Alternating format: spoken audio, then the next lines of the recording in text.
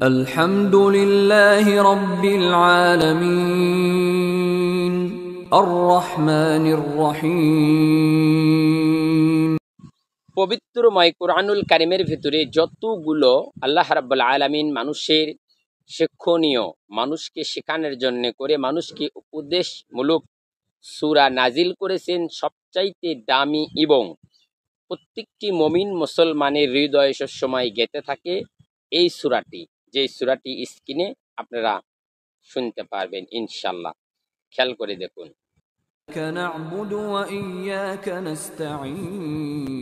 আলহামদুলিল্লাহ, কতটা নিখুঁতভাবে এই সূরাটি তিলাওয়াত করতেছে আর কতটাই সুন্দর, এবং এই সূরার যে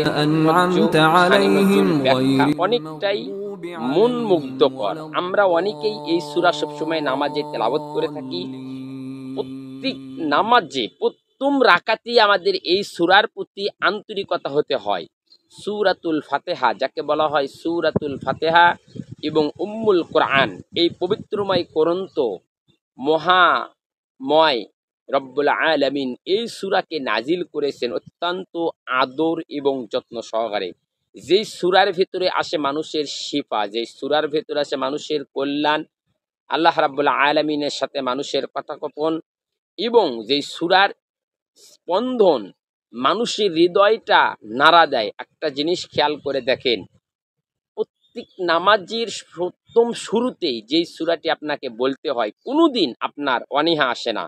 এই সূরা বলতে আপনার কোনোদিন একটু খারাপও লাগে না। একটা সূরা বারবার নামাজে বলতেছি, এ ধরনের কোনো বিরক্তিও আসে না। আলহামদুলিল্লাহ, সূরাতুল ফাতিহার এটাই হলো সবচাইতে মজার একটি মুজিজা আল্লাহ রাব্বুল আলামিন যে আমাদেরকে দিয়েছেন। যেই সূরা প্রতিনিয়ত আমরা পাঠ করার পরেও এর সূরার পক্ষে আমাদের কোনো মন্তব্য নাই, কারণ আমরা সবসময় এই সূরাকে অন্তরস্থল থেকে মহব্বত করি, ভালোবাসি, এবং এই সূরার মাধ্যমে আমরা মহান রব্বুল আলামিনের ইবাদত এবং সিফতসানা করে থাকি।